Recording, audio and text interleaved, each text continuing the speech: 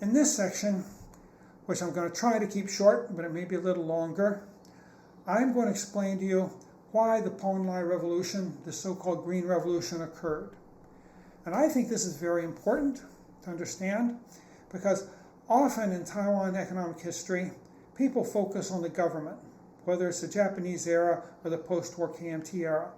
And they focus on economic policy, and when Taiwan does well, they usually attribute it to good policy. Okay? And I think the policy makers in Taiwan, both during the Japanese era and after the war, the KMT era, I think they were reasonably competent. They made okay policy. But my view is that the main drivers of Taiwan's success was an opportunistic business class and the ability of the Taiwanese to ride the wave and to catch on to new trends and to get out there and react fast, okay, and make money under new circumstances before other people understood what was happening. And I think this Green Revolution is a good example of this. It's not success through technocracy, it's success just through good reaction to a wave that comes along. And this wave is World War I. World War I, Japan doesn't do a lot of fighting, but it is on the Entente side, with the British and the French. They're suppliers. They also do a lot of the shipping. And Europe wants a lot of supplies, and they need a lot of shipping. And European colonies, now that the mother country, the imperialist power is busy in the war, they don't have much to send out to their colonies. So the colonies too have this strong demand for goods, and the Japanese can meet this demand. So there's a surge, surging demand for Japanese products. The Japanese do massive exports, but imports don't grow that much. What's happening is the Japanese export a lot. They build up foreign reserves. And in this case, it's gold. Okay? And then as they build up the money in Japan, this causes the money supply to rise, and you get an inflation. Of course, there's an inflation throughout the world. As the Europeans, many people leave the gold standard and have to print money. Okay? But in Japan, it seems to be a particularly big inflation. By the end of the war, prices have doubled. Okay? So, you have this big inflation, but on the other hand, it's a little different than today. And that today, when you have inflation, usually you expect that later on you'll probably have more inflation. At best, maybe the inflation will end.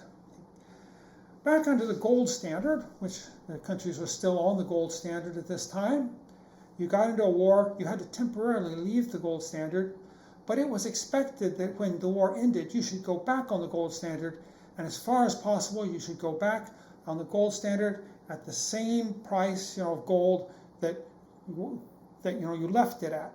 So you have inflation after the war.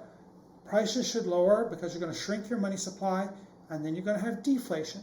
You got to get back to the right price level. Okay? And for this reason, back in the 1800s, early 1900s, usually there was a recession after each war as countries started squeezing their money supply so they could go back on the gold standard at the right level. So what the banks have in Taiwan right now is lots of excess money that is built up. And the banks in Taiwan, the banks in Japan, and mainly the Japanese banks. Okay? And these banks are holding money that's depreciating, okay, because of the inflation and money's value is falling. They don't want to just hold money whose value is falling. They need to lend it out. They don't find many borrowers, okay? And people don't want to borrow because they expect prices to fall in the future, and they expect a post-war recession. Okay? Why should I borrow now when everything's expensive and build something when the value is going to fall after the war? So to get the people to borrow this money, they have to offer low interest rates, lower than the rate of inflation. Okay? They're lending money at negative real interest rates. And still, not many, dependable borrowers want that money, okay? Because they're expecting deflation and recession, when the war ends. Okay? Who does take the money? Well, the speculators take the money, because as long as the war is going on, the inflation will continue. Okay, the stock market goes up with the inflation, as do property values. So they can borrow money. They can either stockpile goods, they can put their money in the stock market, they can buy property, And as long as they can get out before the crash comes, that makes them rich. So you've got all these speculators grabbing the money, all the money they can get from the banks. And this new group of people, these speculators, in Japan they're called narikin. The narikin, that's a pawn in shogi, the Japanese chess game, that reaches the last row and becomes a general. So basically the narikin, that's the nouveau riche. Okay, that's the people that start poor and they end up very rich. Here's a picture of a narikin, to give light, he's burning a yen bill. Okay, because money means nothing to him. He's become so rich because of the wartime chaos. So there's a class of people in Japan, also somewhat in Taiwan too, okay, that are speculating and growing very rich. Most people are not, okay, because there's not a lot of investment. That holds down the demand for labor, okay, but production is limited. Rice production doesn't increase a lot, okay, but prices are going up, okay, the prices are going up everywhere. Wages don't go up that much, okay, people, aren't being hired, okay, because people don't want to make long-term investments. So wages lag the inflation rate, and the cost of rice, the real price of it, keeps going up and up and up compared to wages. 1918, there's finally the rice riots. Okay, the people riot. They burned down some of the warehouses. They burned down, one of the big rice sellers' offices. Okay, it's a kind of a revolt against the rice market people. Everybody thinks they're unfair and they're taking advantage of our misery. So there are people getting rich. There's also a lot of people getting poor. Even more people that are probably getting poor. In Taiwan, one of the groups that's getting richer are the sugar mills. The price of sugar on the international market soars during this period, up 2 or 3 times. Okay? The sugar mills, they take their money. Again, they don't want to just hold the money. The money is going to depreciate. They decide the best place to keep their money is in land. Okay? Before the war, they held about 30,000 hectares of Taiwan's farmland. I think that's about 5%. By war's end, this doubles. They end up with about 10% of Taiwan's farmland. So that's one approach to what you do with the money. Okay, you invest it in Taiwan. And maybe in Japan, we've got overinvestment. Okay? Taiwan maybe is a little better place to put your money. The banks, and this includes the Bank of Taiwan, they lend a lot to speculators, okay? And that's risky. Okay, sometimes they get the money back, but not always. They try to look for, big places they can lend their money. They make some big syndicated loans to China, but there's political problems between Japan and China. Most of this money the Japanese never get back. They make loans to Russia, the Russian Tsar. And if you remember your history, it's during World War I, the Russian Tsar is overthrown by the communists. The communists never pay back these loans. So they lose a lot of money on loans to Russia. One of the biggest conglomerates in Japan at this time was the Suzuki Shoten, Suzuki Trading Company. This trading company had been growing for quite a while. During World War I, it really exploded in size. Okay, they invested a lot in shipping, and they did very well shipping during World War I. Okay, they invested in a lot of other ventures. And to do this, they borrowed a lot of money. They were adventurous. They were willing to invest. Okay? But it didn't work out for them. The person running the Suzuki Shoten was Suzuki Yone. She was at one time maybe the richest woman in the world. Okay? She took the company over from her husband, I think back in the late 1890s, and she built it up into one of the biggest companies in Japan. She was also very much into the rice trade, so they say that during the rice riots, she was probably the most hated woman in Japan. Okay? But what happened is they borrowed a lot to build up during the war. After the war, demand for shipping fell. The value of a lot of their investments fell. Okay, they couldn't make payment on the loans, but they owed too much to the Bank of Taiwan. Bank of Taiwan couldn't afford to let them fail, so the Bank of Taiwan kept lending them money to keep them afloat. But things didn't get any better. They needed more and more loans, okay, from the Bank of Taiwan. Finally, in 1927, the Bank of Taiwan, had loaned all it could. Suzuki failed, okay, and because they couldn't pay back the loans to the Bank of Taiwan also failed, and it had to be bailed out by the government. This didn't really affect the Taiwan economy too much, because by this time, most of the Bank of Taiwan lending was being done to entities outside of Taiwan. Okay? The business in Taiwan stayed pretty stable, okay? But the Bank of Taiwan failed, and the Japanese government had to go in and save it. So this was the World War I bubble. Okay? The banks, they've tried lending to a lot of different people, and a lot of these loans are going to go bad. Okay? It's hard to find people who will take money, even with negative interest rates, under these conditions. Eventually, the Bank of Taiwan in particular fines the Taiwanese, and this occurs about 1917. Okay? And the Japanese World War I boom continues all the way into early 1920. Okay? 1919, the war's over, but the Japanese are still involved in a Siberian adventure. So it's 1920, I think, in the early part of the year, okay, before the bubble finally pops. But beginning in 1917, okay, the Bank of Japan starts expanding its loans to Taiwanese. Okay. They've been expanding for a while, but now the lending really takes off. Much of the lending is short-term trade credit. Okay. That's the way you usually start lending to people you don't really understand. These short-term loans, they're usually the easiest to get paid back, and if they don't get paid back, the person will lose their reputation really quick, and you can quit lending money to him. Okay. But these short-term trade credit, often this might be trade credit that would be money given to a Taiwanese buyer so that they would have money to buy from a Japanese seller. Okay. So the Taiwanese start getting a lot more of this trade credit, allowing them to do business. Okay. Credit cooperatives also grow. Okay. The credit cooperatives, they begin to appear around 1914, I think. That's when they really start taking off in Taiwan. These are cooperatives where they're formed by people in an area. They begin in the urban areas, but they quickly spread to the countryside. And they become very important in the countryside. What the cooperative does is people in the area, they keep their savings there. Okay?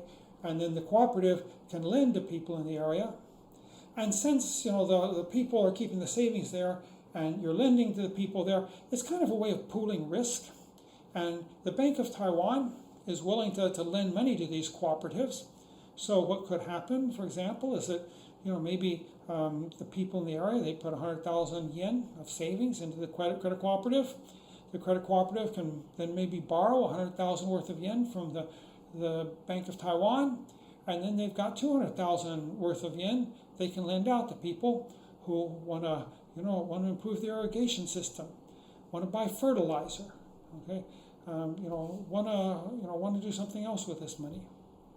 So credit cooperatives are often more medium-term lenders. Okay? They might lend money to you for a year maybe. Okay? Long-term loans were harder to get from banks back during this period. There's no government backing for a lot of these banks. They worry about making long-term loans. But there was a special bank, the Hypothec Bank. Later this becomes the branch in Taiwan becomes the Taiwan's land bank. Okay, the Hypothec Bank had a special way of borrowing and lending. Instead of just taking deposits that you could take out of the bank anytime, what you would do is if you wanted to save money with the Hypothec Bank, you had to give them your money for a 10-year period, and you couldn't take it out for 10 years, and you'd get a set interest rate. Then the bank could turn around. They knew they had this money for 10 years. They could lend it out to a borrower for 10 years. Okay. So the Hypothec Bank was the bank that did long-term loans. Okay. Well, it's turning cautious in Japan during this period because a lot of the loans that the Hypothec Bank gives are for buying land. And land is getting expensive, and they expect after the war the values of the land will probably fall. Okay. So lending in Japan starts falling. Hypothec Bank wants to be careful. But they start expanding more into Taiwan. Okay? maybe they figure that Taiwanese land hasn't really been bid up in price as much as Japanese land has. Okay? So during this period, hypothec bank loans to Taiwanese really take off. Okay? And then by first they lend through the Bank of Taiwan, but by 1923 they open their own branch in Taipei. And by the end of the Japanese period, they've got 4 or 5 branches here in Taiwan, and they're doing a pretty big business loaning money to Taiwanese landlords, and then the Taiwanese landlords might use the money to buy land, but they can also use it for other business ventures. But during World War I, that's when Japanese capital finds the Taiwanese. Up until this point, the Japanese capital coming into Taiwan is mainly going to Japanese corporations and maybe the Japanese government. They're doing everything themselves. The Taiwanese are being kind of left out. Okay? But with this big bubble during World War I, the Japanese just got more money than they knew what to do with, and they start finding the Taiwanese, and the Taiwanese start getting to use Japanese money. What's the effects of these? Okay. One of the effects is on Iso Eikichi, and it creates the Pondai rice. This is a problem with the original story on Pondai rice is sometimes told as if Iso Eikichi was trying to find some sort of rice that the Taiwanese could export to Japan to make up for the rice shortages in Japan, maybe due to these rice riots. Well, that's not what was happening. Okay? If you read what Eikichi is writing when he is doing this research on the Pondai rice, he's actually just trying to create a rice that will allow the Japanese in Taiwan not to import rice from Japan. He never really thinks of Pondai rice, or at least not until much later, after he's developed the Pondai rice, does he realize that this can be an export good. He thinks Pondai rice is just going to be a small crop that's going to help feed the Japanese on Taiwan so that they don't have to import rice from the mother country. Okay? And he's probably doing this because the inflation in Japan is causing the price of rice to rise. The Japanese in Taiwan are starting to complain about this expensive rice. He says, well, if the rice in Japan is too expensive, we'll have to come up with some way to produce a cheaper rice here in Taiwan that the Japanese can eat. Okay. So he's not deliberately, creating an export rice. Okay, he's trying to do something much smaller. Okay. Now, when the Taiwanese start getting loans, beginning around 1917, okay, one thing they do is they start investing more. They have more money they can work with, and they start investing. The price of farmland and the price of real estate in general does start rising in Taiwan.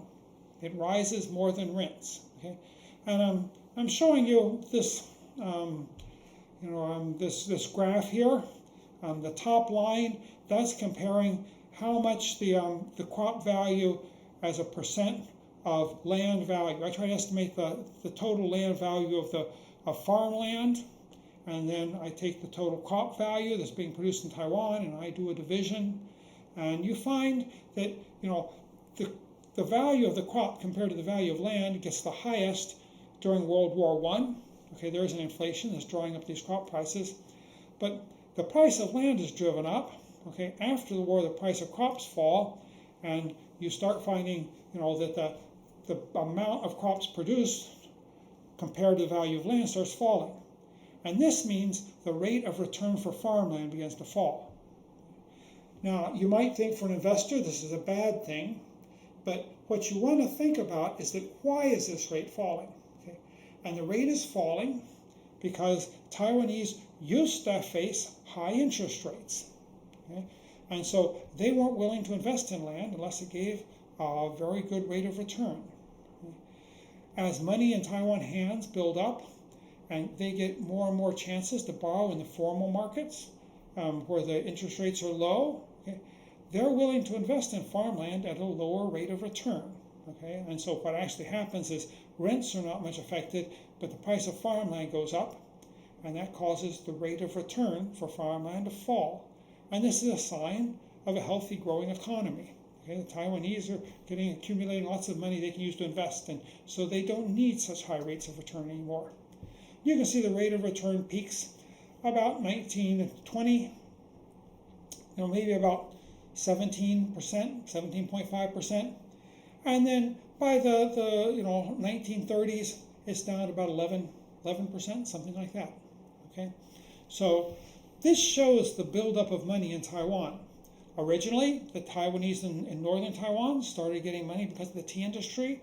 That dropped the rate of interest that many of them faced for a while. Now the rate of interest they face all through Taiwan is falling once again. Another thing happens is that since they're getting a lot more money into their hands and they can borrow money, they can purchase fertilizer. Okay? Because fertilizer is something you have to purchase first. You're not going to get a payoff from the fertilizer, until later on when you start harvesting your crops. Some of the fertilizer, maybe has a long-term effect. It might not all pay off in the first year. Okay? So you want to get, if you look at fertilizer use by value per unit of land, you can see that in the 1920s it really takes off. And this is another clear indication that Taiwanese farmers are getting more money. Okay? They can borrow money, maybe from these credit co-ops. They can get fertilizer. So this is a reason that the Pondai rice takes off. Originally, Iso, he thought of this as a small project just to feed the Japanese, because he doesn't realize that there's going to be this financial boom, and the Taiwanese themselves are going to start getting enough money that they can grow this capital-intensive crop on a large, widespread basis. Okay?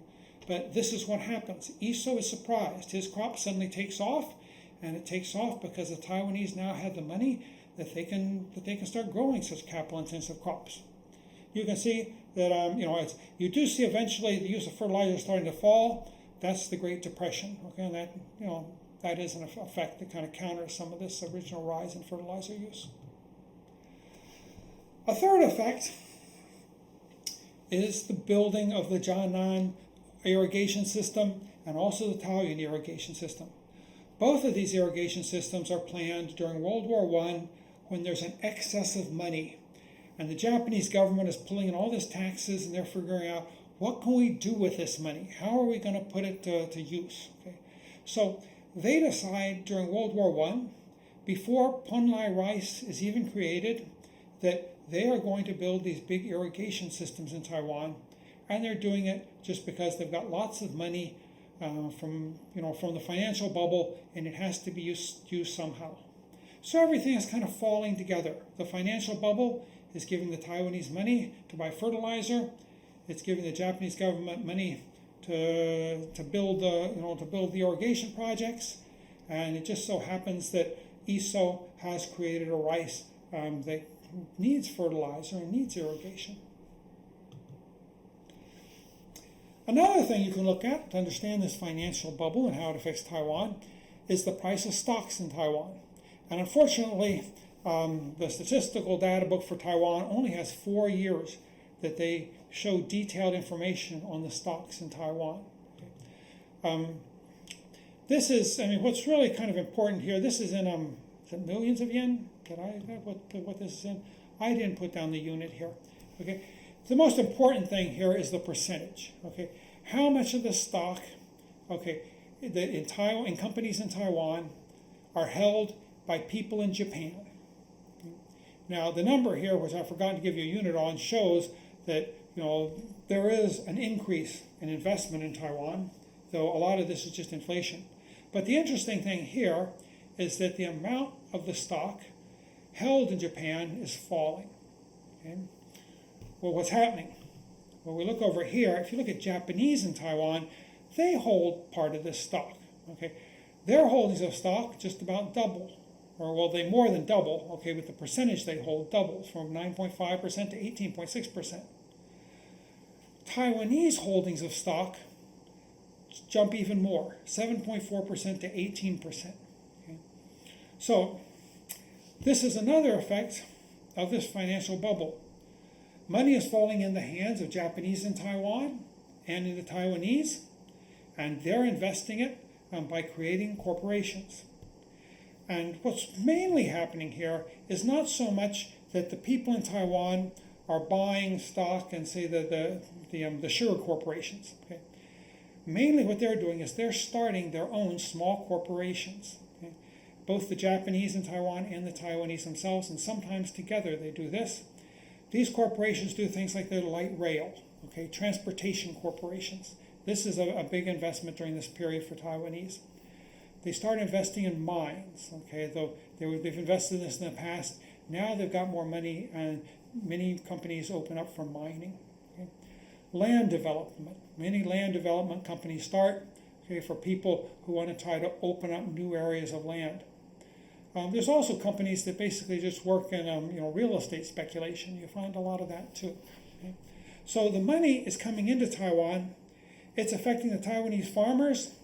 Now they can quit growing their old, non-capital intensive Zai rice. Now they can grow capital intensive rice, Pondai rice.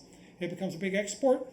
But it also affects the Taiwanese in many other ways. The fertilizer use for Pondai rice really didn't grow as much as the fertilizer use for the sugarcane farmers. Okay? Also the tea farmers. Okay, their fertilizer use rose just about as much. Okay? So farmers across the board are getting more money to produce crops in more capital intensive ways. Taiwanese are also investing in other non-agricultural projects. Okay? And the money that was in the kind of the Japanese enclave in Taiwan is now seeping out. Okay? And what I mean by this again is that Taiwan's GDP per person had been growing about as fast as Japanese GDP per person, but maybe that was mainly because the money was going to these Japanese corporations that kept the money for themselves, and it really didn't trickle down into Taiwanese society. It was the Japanese corporations that were getting wealthier. That seems to be true up until World War I, maybe about 1920. Okay? But after 1920, 1921, around this time, you see that real per capita consumption in Taiwan no longer stagnates. Okay, it had been stagnant. Okay? Now it's rising. And now it's rising faster than per capita real consumption in Japan. Okay? So this is kind of this bubble kind of breaks through the enclave, so that the money that was coming in to be invested in Taiwan now is not just being invested by Japanese companies who are getting the profits from it. You're starting to get money coming from Japan, getting into the hands of Taiwanese, who themselves are investing the money and doing well. Now, this is happening to Taiwan. What's happening to the rest of the world? Okay, well, throughout the world, stock markets crash in early 1920. Okay, so the bubble doesn't last forever. Okay, Japan gets hit really hard. Okay, when after the 1990 bubble crashed, and popped, we talked about a lost decade, and some people started talking about 2 lost decades. The Japanese in the 1920s also felt this was kind of a lost decade. It was a period of long, slow deflation where property values and stock values were falling. So actually, Japan's GDP per person growth was still continuing okay. But if you had been an investor, okay, you felt this was a very disappointing era. Okay. Taiwan was a little different. Maybe it hadn't had such a run-up in a lot of its prices, but consumer and land prices do fall quickly after the stock market. But Taiwan, seems to be more flexible. By 1922, these prices are once again rising in Taiwan. So, investors like the Hypothec Bank, who lent a lot of money to Taiwanese to buy Taiwanese land, they made a good decision. Okay, the land in Japan kept losing value. They might have had a hard time getting money back. Taiwan, they could get their money back. Okay? So, the Japanese economy is growing. Their investors are being squeezed. Taiwan's economy is growing. Their investors continue to do well, okay, and they repay their debts, and bankers like that. So even after the bubble pops, there's a year or two where there's a lot of problems, but very soon the Taiwanese come back and they're borrowing as much as ever. If you compare this to what happens in Korea, okay, here we can mainly kind of ignore the gray lines, which are deposits. Let's look at the loans. Okay, these are loans per person to Taiwanese, and that's the solid line. The dotted black line is loans per person to Koreans. You look at the total amount, and this is in real terms, okay, 1914 yen per person. How many loans were going to Taiwanese? How many were going to Koreans? Well, you can see that a lot more loans went to Taiwanese than Koreans. There was a growth in loans before 1914, okay, but the growth really goes fast after 1914. And unfortunately, after 1921, we no longer have statistics for this, for Taiwan, okay? But clearly, Taiwanese are getting more and more loans from Japanese banks. If you actually just look proportionally at what's happening in Korea, proportionally, Korean loans to Koreans rose just as fast as loans to Taiwanese, okay? Just in percentage terms. The problem is, back in 1909, when this data begins, you can see that the loans to Koreans are so small, even though the loans to Koreans may have increased the same as Taiwan. I think in Taiwan they increased about 6 times, over 6 times. Loans to Koreans also increased about that much, about 6 times. But 6 times, nothing is nothing. Okay, I mean, they weren't getting many loans to begin with. And this kind of shows you that Koreans began in a different position than Taiwan. Taiwan, because of the tea trade, was already pretty sophisticated as far as finance is concerned. Okay, they had kind of learned the financial ropes, and they managed to get they managed to be getting loans already from the Japanese when the Japanese came in after a few years. So they had a base to work with, and then when this bubble came, okay, it really drove up the loans to the Taiwanese. Koreans, yes, there's a small group there that are more commercial, and loans to them do go up very high, but the problem is that banking just hasn't penetrated Korea much. Okay, so Taiwan does much better than Korea does during this period. The Philippines are another interesting comparison. The Philippines were an American colony. America was in World War I, but they got in late, and there wasn't a lot of fighting and expense for them. The Philippines were in a situation somewhat similar to Taiwan. They also got a lot of money coming in. They were selling sugar. They had other copra and other tropical products that were under fairly high demand during the war.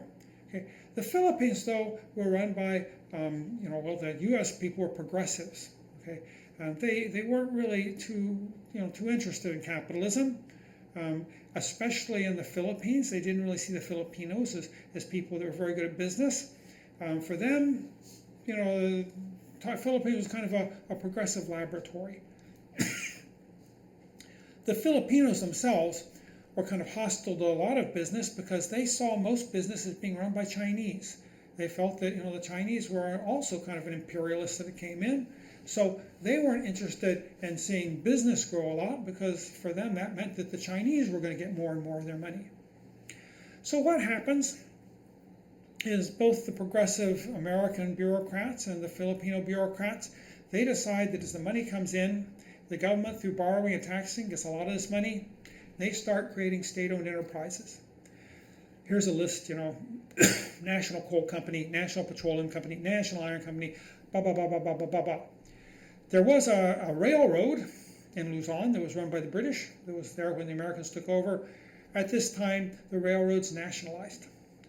So the Filipinos could have done something similar to what happened in the United States and become, maybe more commercial. But the fact that the commerce in the Philippines was mainly run by Chinese, a minority to which most of the population felt hostile to, that kind of stopped the Filipinos from going in this direction. And in the long run, this is probably going to hurt the Filipinos' development. Lastly, mentioned here, India. India was a colony of the British who were involved in the war, and this was true of most of the European colonies. Were colonies of countries involved in the war. Okay, and these colonies in some ways were kind of squeezed to support the war effort. So most colonies didn't have the ability to make a lot of money during the war like the Taiwanese did. Okay, because they were part of the war effort themselves. Okay, they had to make lots of sacrifices. Many Indians ended up going off to war in Europe. African soldiers the same. But there were investors in these colonies that did very well, in the same way that the investors in Taiwan did very well. One of the Indian businesses did very well was the Tata Iron and Steel Corporation. The Tatas, I think in 1912, had just decided that to create a iron and steel corporation. The British didn't think this corporation could ever be profitable. Well, it had trouble at the first couple of years. When you get World War I coming, suddenly the demand for iron and steel go up. The Tatas do wonderful. Okay, and so there are other people that benefit from this war who are investors. Okay, but the colonial world as a whole doesn't do that well because they also have to make sacrifices because the imperial powers that control them are in this fight. Some ways Taiwan looks a bit like the United States.